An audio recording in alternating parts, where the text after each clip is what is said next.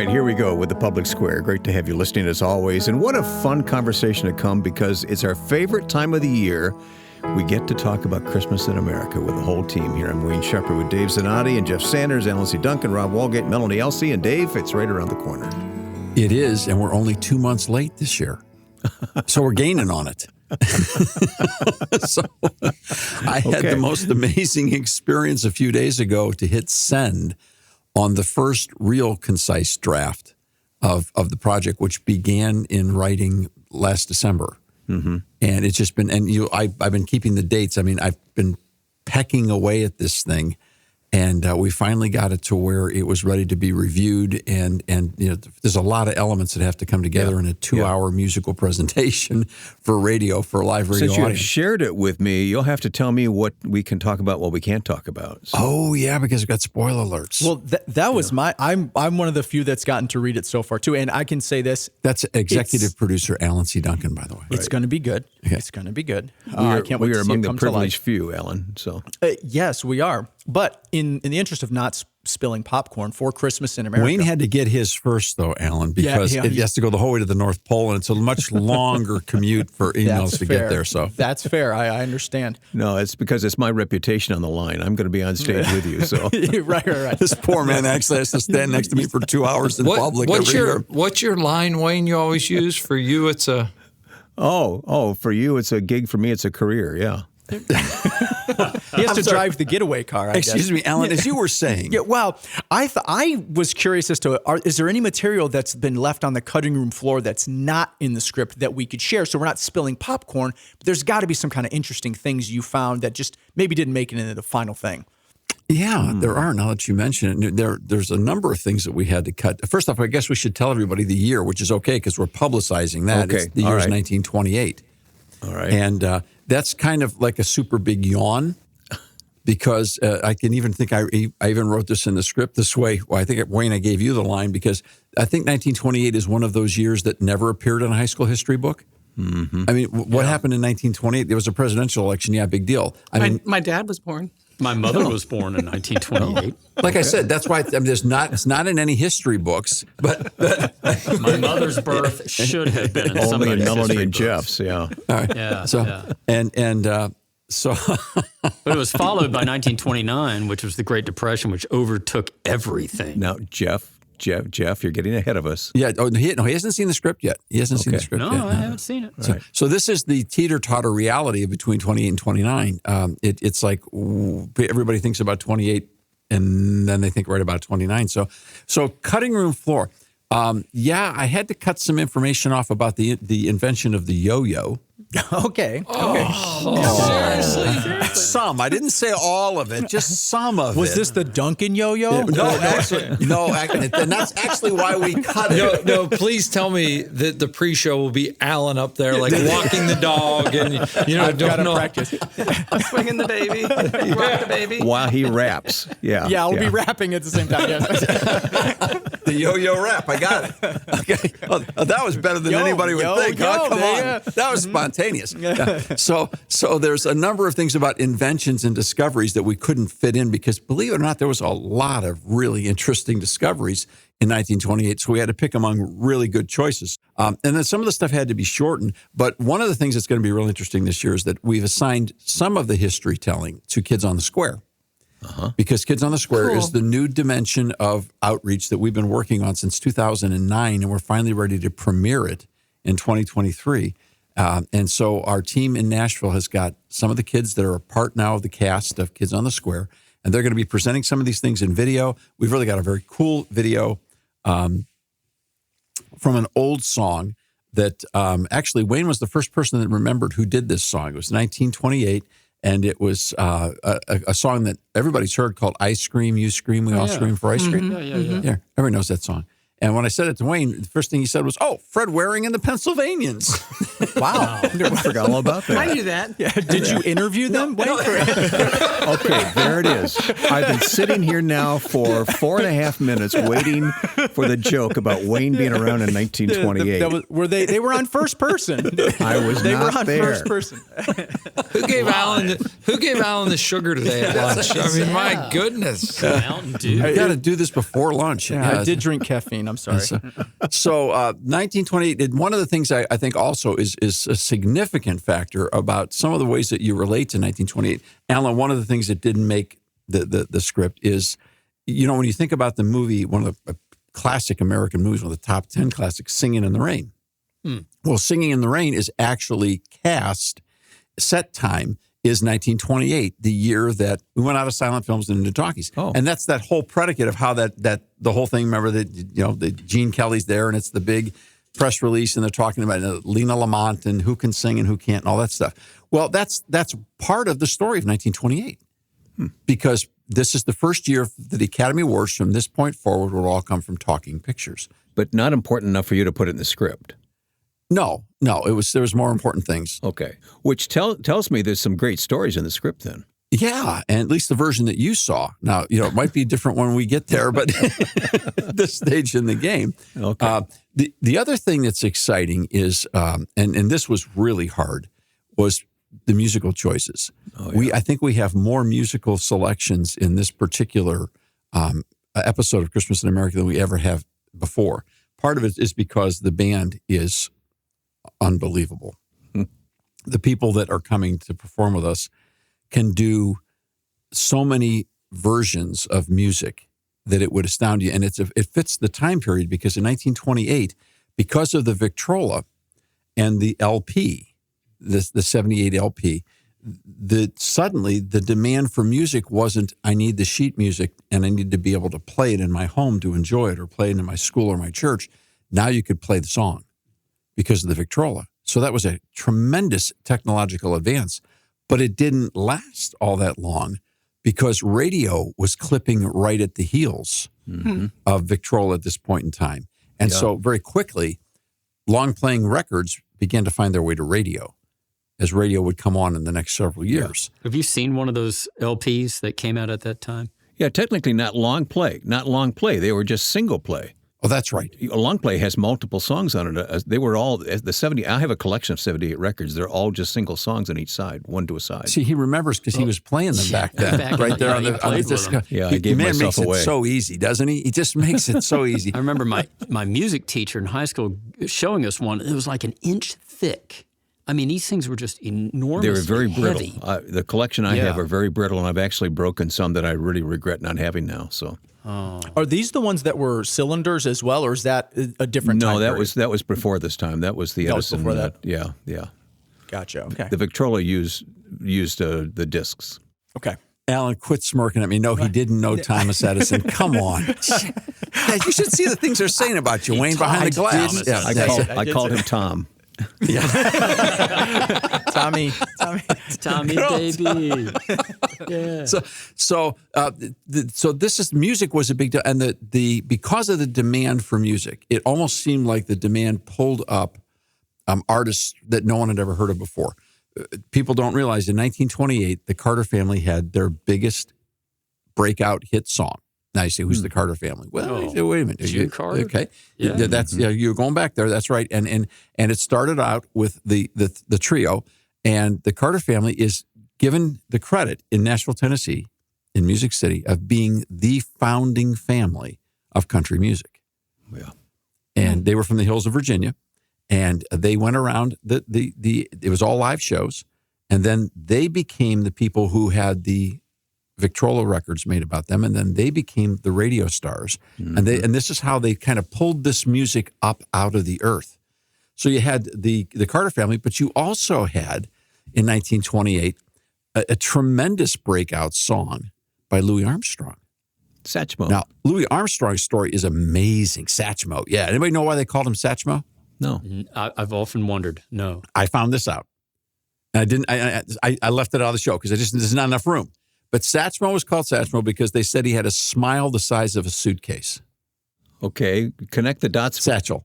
Oh. A satchel, a suitcase, a satchel. Okay. Yeah. I'm trying to figure out if that's a compliment or not. it is. When you look at this guy, and we could have spent 30 minutes on Louis Armstrong. Yeah. I mean, this guy's story is amazing. I remember when he died. I was a little boy. My grandfather didn't call it a satchel; he called it a grip. He was going to pack his grip. There you ever hear that? Yeah, I have. He used to talk about packing his grip. Okay, back to the main story. So those are just a few of the things that we had to leave out. Now, one of the things we don't want to leave out is listeners who want to attend. Because we've been so late, there was a delay on getting tickets out. There are still tickets available.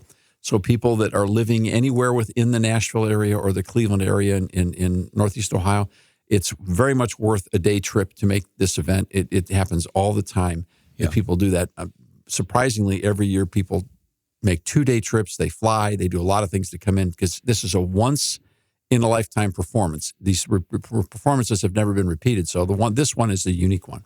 I have some friends driving in from Pennsylvania who know nothing about the public square, but I told them about the program and they want to come. So this will be their introduction.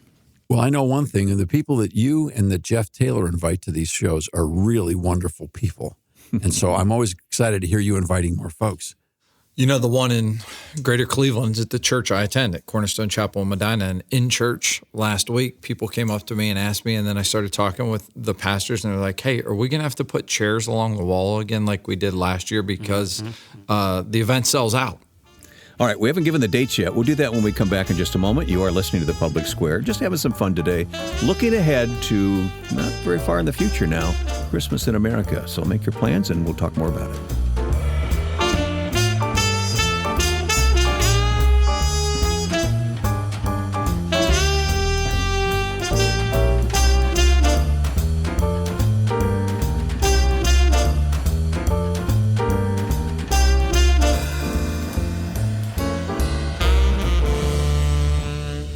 We will be right back for more on The Public Square. My wife and I were recently sitting around a campfire with friends discussing the issues of the day. Everyone involved in the conversation were parents of grade school children. One dad asked, should we be worried about raising children in today's world? Now that's a question that has been asked for hundreds of years. It was asked during the American Revolution. It was asked during the Holocaust. It was asked during the Civil Rights Movement, and it is still asked today. Asking that question plays into the fear of the moment. As parents, it is our responsibility to raise the leaders of the next generation. The work of the Public Square and the American Policy Roundtable is providing resources to help parents educate the next generation.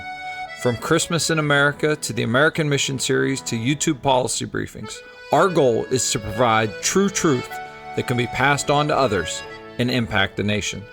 The work we do would not be possible without the support of listeners such as you.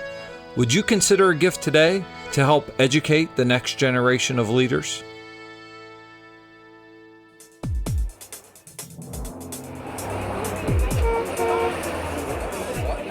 Spreading the light of liberty across the land. Now back to the Public Square.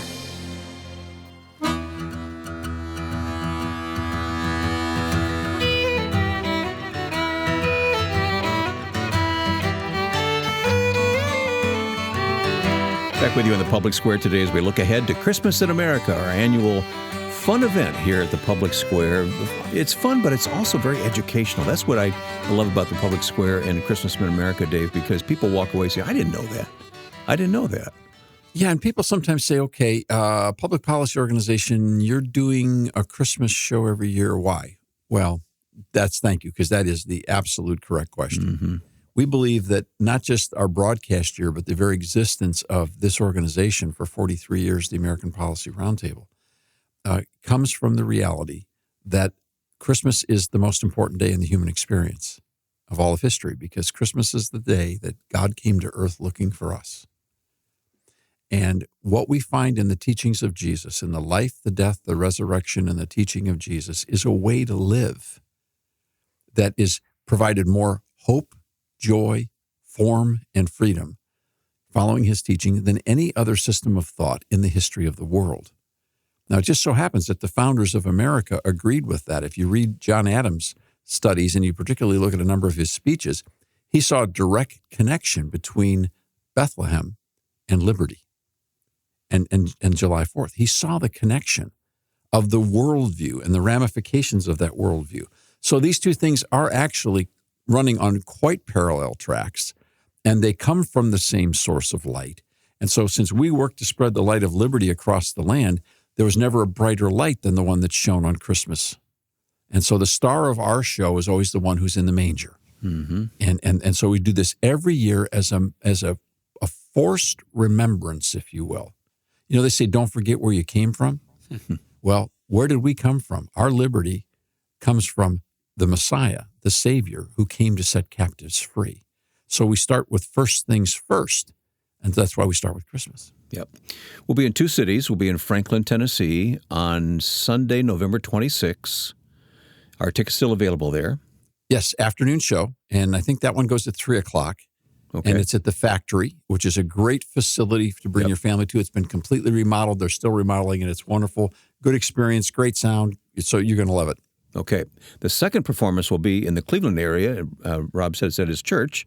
Oh, what's the name of the church? Cornerstone Chapel. Cornerstone Chapel in Medina, right? In Medina, that show begins at 2 p.m. On Saturday, December 2. So hospitable. Same show, same cast.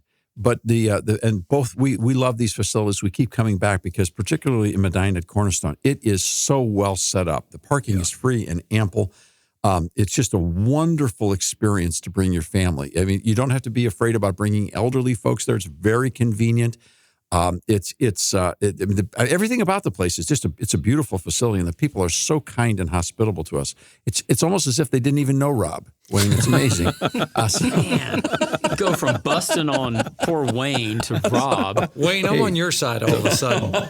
Okay, by me. Nobody picks on Melanie. They know my wife and kids. They love Rachel. So it's a really good opportunity for folks. And again, I want to encourage people. The thing about these programs that are interesting is it's kind of like the old Firestone and Goodyear tire companies used to have. They'd give out a record every Christmas time. Right. You remember those, Jeff? I do. I used to ride my bike to Firestone. It cost me $1 to get the record, and I couldn't wait to get home and play it. Wow. You mentioned Firestone. I actually have a Firestone radio, which was and phono player, which was my grandfather's. Yeah, it's a console radio. It's in our family room, made by Firestone. You notice that he always now has to source where he got it from because he needs the band's having to protect himself at every level. I did not buy it new. But I think it's important that people understand that if you're not familiar with Christmas in America, every year it's in the context of a different time period. 1945, 1915, 1981, over really the last 150 years or more. Well, what's fun, Wayne, is that as Melanie is here in the studio, the walls, as you know here, are ringed with the posters from each year of Christmas in America, starting all the way back to the very first one. I think it was 2011. Yeah. And so I'm watching her eyes. She's got cheater notes in front of her, doesn't she? Yeah, she's cheating. She's looking at all the posters here. So, and what's exciting about this is when we started, the idea was to start with Christmas. We didn't know that this was going to become a live radio show every year, and that it would touch thousands and thousands. We didn't know. We didn't know that. And we still don't know what we're doing, to be honest with you. I mean, one of the great things about coming to a live radio show is you never know what you're going to get, and sometimes neither do we. I mean, things happen that are funny and enjoyable, and sometimes we mess it up, but sometimes we hit it out of the park and things pop and go, wow, that was so much better than what we wrote. As a friend of mine says, people love it when you mess up. So yeah, we try to accommodate. Something that I really appreciate about Christmas in America is that it is a wonderful break from all of the political turmoil and disaster and horror stories we hear and see every day. Yep. Want a break? You want to be replenished? You want to feel good for a little bit of time? Come to Christmas in America. Yep. And Wayne, we've seen people move into patterns of health and healing in these processes as well. Yeah. We've seen families who have been alienated, who somehow managed to get the parties together, purchasing tickets, inviting them to this event, and we have seen it with our own eyes. We have seen people walking out hand in hand, arm in arm, and someone has reported back to us we hadn't talked for 20 years, and somehow what we experienced that day broke down the barriers, and we started to think differently again. And that was, I mean, we've had those kinds of experiences. So we've never had anybody ask for a refund. We've never had anybody say that they drove too far. And now we've had people have had complaints, which is it was too short. We want more. That's why we put it on the radio. Yeah. Hey, since the music is such an integral part of Christmas in America, say more about what's ahead musically. We've got this is a live band. If you don't know that already, there's nothing canned about this at all. No, thanks to you, we have one of the best live band directors in Nashville. I would contend in America, if not the world, in Jeff Taylor. Yeah. And Jeff assembles this band every year according to how he interprets the era and how the music should be put together. Mm-hmm. And so once again this year, Jeff will be leading and we'll be blessed by that. Chris Rodriguez will be with us again. And Chris has some special numbers that are involved. And again, if you're familiar at all with the Music City and award-winning records, and Chris has played with so many of the best artists in the world. In fact, I remember one year we included some DC Talk music. And we showed the live event where they performed on the Jay Leno show and the Tonight Show. And Rodriguez was playing lead guitar for him and singing. It was so fun to see that. It was great. Yeah. We played the old video. These are the caliber of people that are going to be with us. Matt Pearson is going to be playing bass with us again. Andrew Carney will be back. Andrew Carney is our one-man horn section. There's not a form of horn he can't play. And so, it's amazing. You used to have 4 guys. Now we got Andrew's kind of like a one-man section. The players are world-class, all award-winning artists, all highly sought after from all of the major acts around. Even the sound production team that we have in both cities are outstanding. So this is of course, as soon as I say that, I'm sure we'll have a reverb pop somewhere. But this is really something that's done at the level as if you were actually going to go on broadcast TV with it. I remember one year, Eric Metaxas was one of our guests, and he walked in and watched the first rehearsal, and he said, I feel like I'm in NBC. He said, why is this not a major national TV show special for Christmas? That's the kind of the caliber of what he felt like. Now, we try not to play up to that. We try to keep this as humble and as simple and as organic as you can. But I'll tell you, you can't fake the music.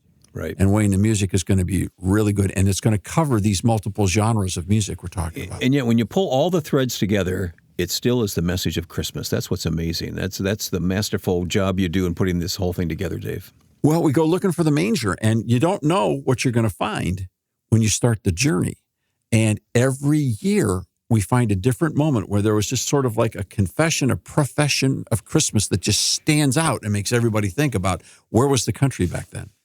Well, and that's one of the things that jumps out to me is, as Jeff said, it is a welcome respite from the contentious political atmosphere that we might find ourselves in. But at the same time, it's not just some pie in the sky Pollyanna stuff. Like, we look at what were the challenges of those years and where was God in those moments and how did people overcome those challenges. So you can kind of take those and apply them to yourself, but there's one level removed. It's not, we're not talking about the current politics. It's, you've got some history between you, but you can apply it. Yeah, there's lessons to be learned. Yeah, I think that's a really important part of what we do. I know we want to be careful about spoilers, but is there any sense in which choosing the year 1928 is sort of because of where we are in our culture today? Well, it didn't start that way. That I can tell you with absolute certainty. It started with a suggestion, and we'll leave that undisclosed yet as far as where the source came from. Okay. But, I'm going to say it in this way. What grade was she in last year? 5th. It started with a suggestion from a 5th grader. And we placed the priority of God speaking through children very high around here. Sometimes people look at me and say, well, that's clearly God speaking from that child. But we placed this very high. And the request that came to us was so intriguing that we started the research. I had no idea what we were going to find. So I did not pre-script a message or go looking for an event. We went looking for a year based on a spiritual hunch. Right. And my goodness, what we found. Yeah. There is a tie-in to where we are right now. Well, I think there is. And it wasn't something that was orchestrated or had to be manufactured. I think it's quite real. Okay.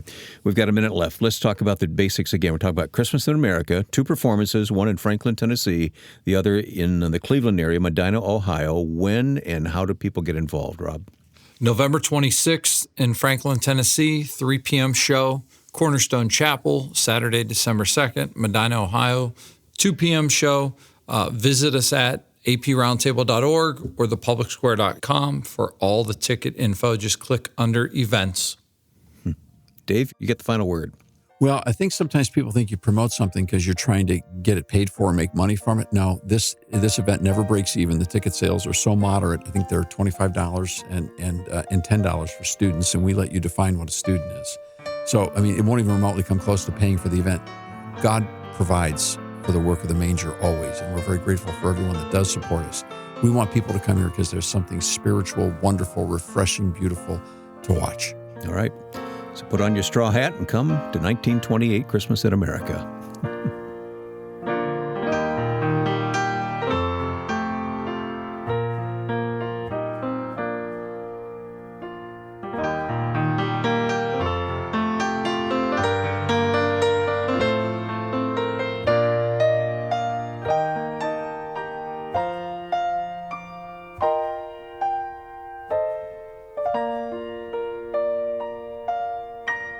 The Public Square is a broadcast service of the American Policy Roundtable.